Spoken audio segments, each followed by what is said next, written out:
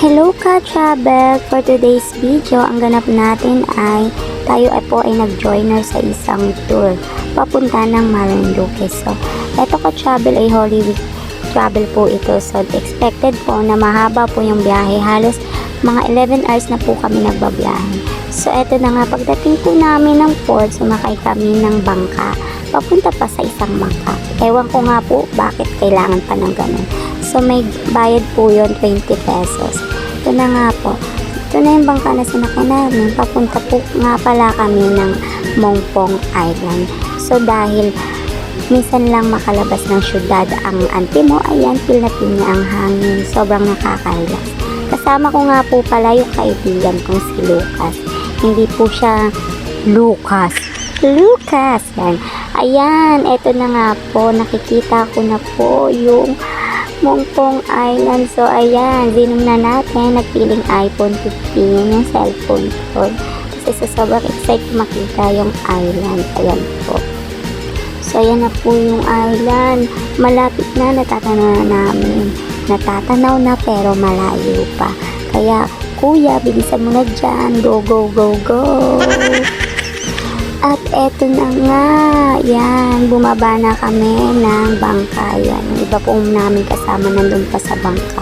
Habang inaantay, ayan po, sobrang ganda ng Mongpong Island. Nakaka-relax ng pag-iisip. Ayan, medyo tanghaling tapat na po kami dito kasi nga sa sobrang haba po ng biyahe namin dahil ang dami pong nangyari kasi nga Holy Week po kami umalis. Sobrang traffic po talaga.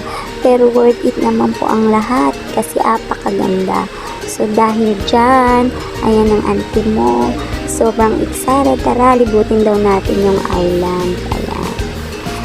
Ito nga pala, nag-iikot-ikot na kami para makita po yung buong island na. Dito nga po pala, meron silang parang lahat ng mga island po nila. Ayan, nakapicture pa siya, diba? Picture si auntie mo.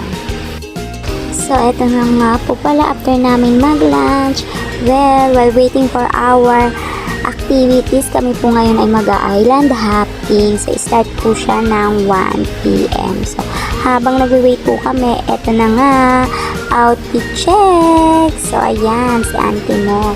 Ini-model niya ang kanyang outfit. Siya ay naka-all white.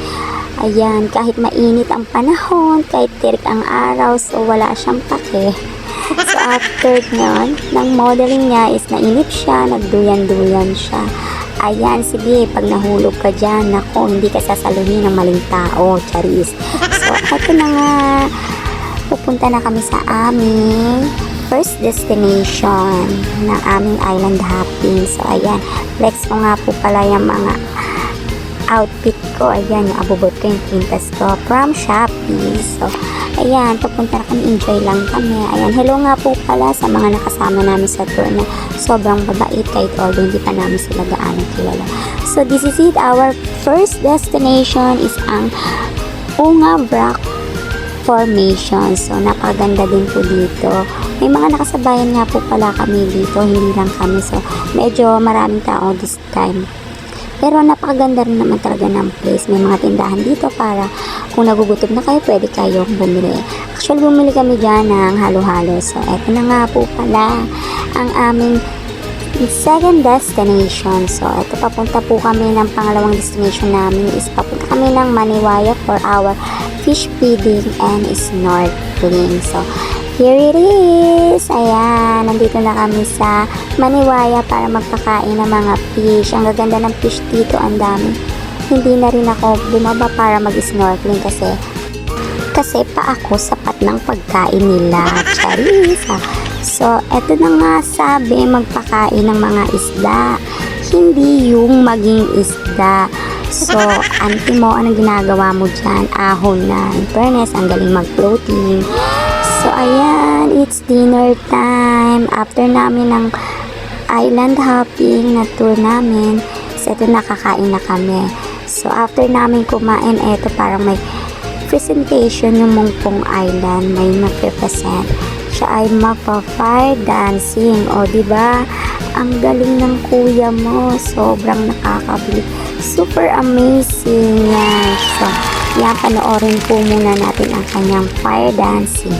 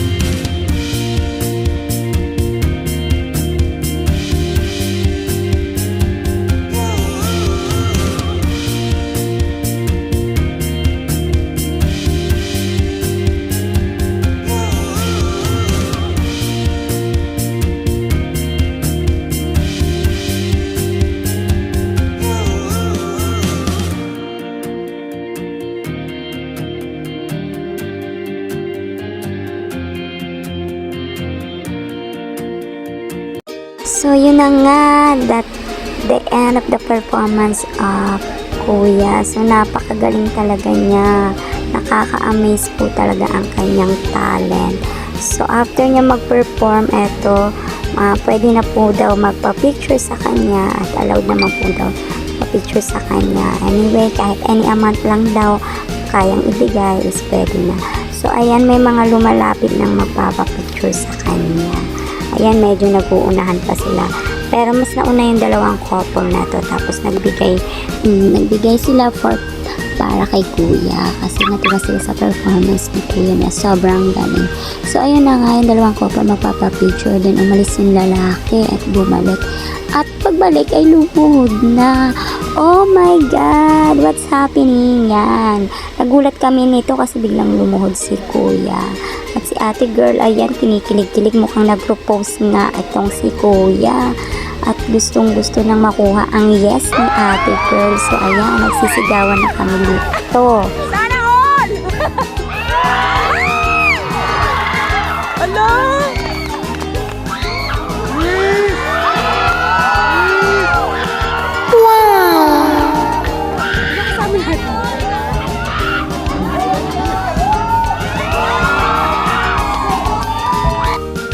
So, ayun na nga, kinilig ang buong mundo sa nangyari. So, hindi pa kami makaget over sa sobrang kilig namin doon sa dalawa.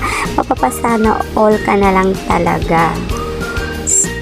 Hello, good morning. So, this is the day 2 of our tour here in Mongpong Island. So, yun yung second day ng aming tour. So, maya-maya is uuwi na rin kami. This is the last day na rin ng aming tour. So, before that, maaga kami gumising para is matanaw namin yung sunrise. So, eto, kasi hindi namin na tanaw yung sunset nung first day namin dito, kaya yung sunrise na lang. So, anyway, maganda rin naman ang sunrise dito. Sobrang nakaka-relax talaga pag ganitong mga view agad ang makikita mo pagkagising mo. So, ayan, in-enjoy na lang namin ang pagtanaw sa sunrise while waiting for our activities na.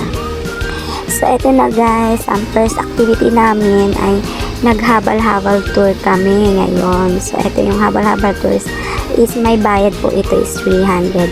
Iikutin kanila sa buong island ng Mongpong dadalhin ka. So, 3 destination ang pupuntahan namin ngayon. So, let's support local guys. So, ayan. Kaya kumuha kami.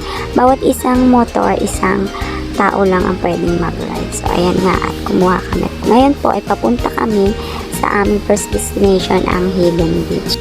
Sobrang nakaka-relax at nakaka-enjoy din yung habal-habal tour kasi while umaandar ka is kaya nakikita mo yung mga buong tanawin. Like, parang feeling mo nasa Siargao ka rin kasi ganito rin ginagawa sa Siargao. So, eto na.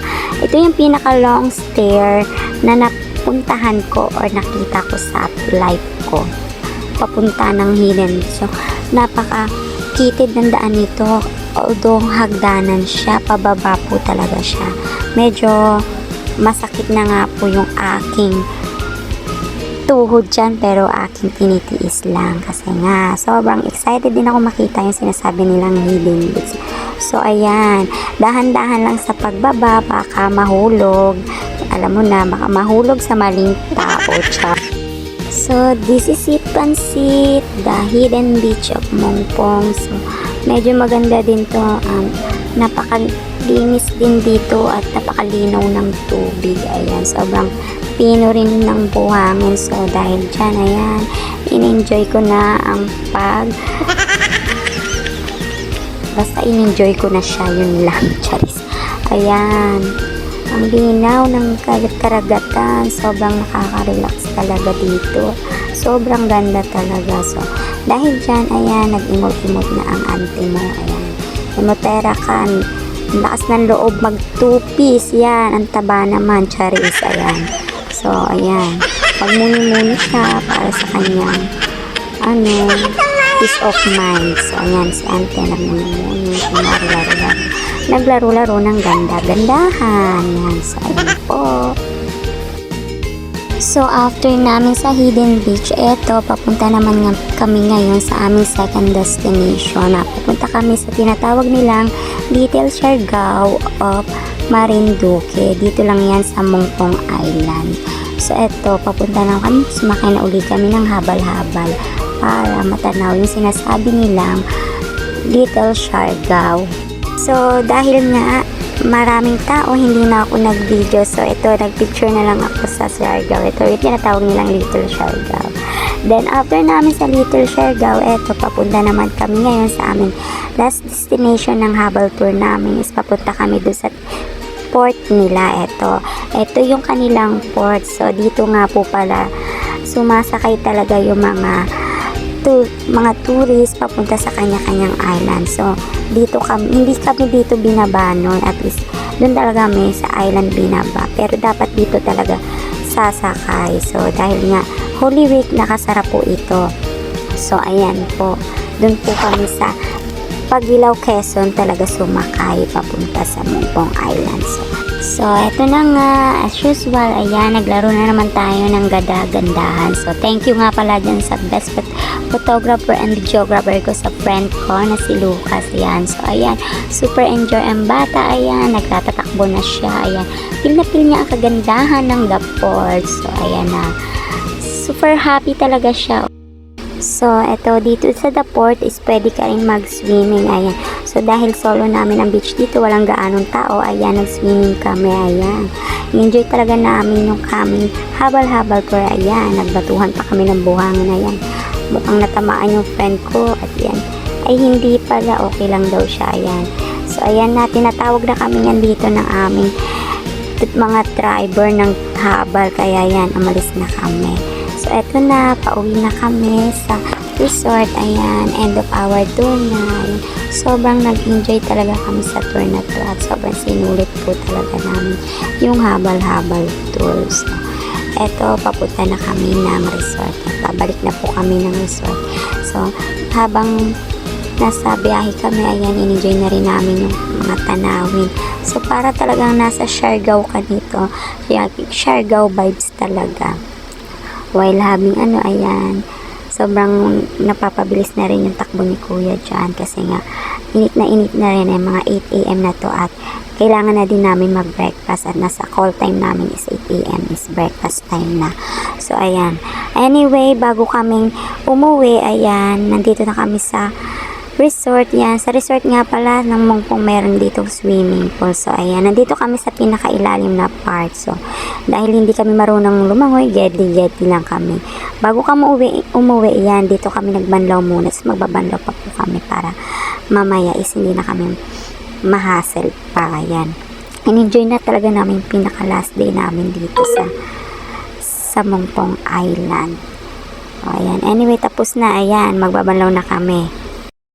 Oh, here it is. So, it's uwian time na. Ayan, naka-drop by na kami dito sa Pagbilao, Quezon, while waiting our van to come. Yan, ayan. Enjoy ko na lang muna yung mga puno dito kasi sobrang tagal. So, eto na, dumating na yung van namin. So, ito na talaga. Ayaw ko pa sanang umuwi. Kaya gusto ko pa sana dito muna. Ayan.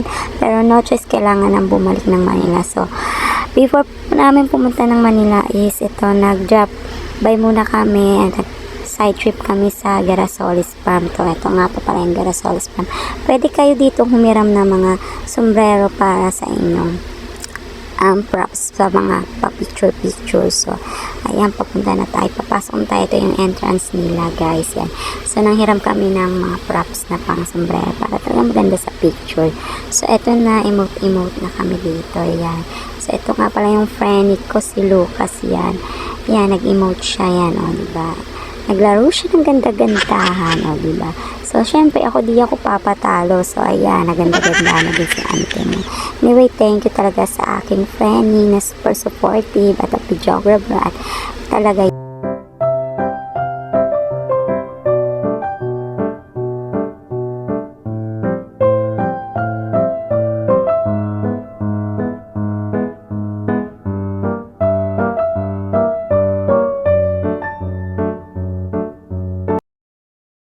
So, ayan. Siyempre, naglaro din ako ng ganda-gandahan sa mga sunflower. Feel na feel ko kasi yung sunflower. Ayan. Anyway, yan. So, ito na ang Girasoles Bram. So, this is our end of our tour. Anyway, thank you for watching at sa mga matyagang nanood talaga sa sobrang haba ng vlog na to.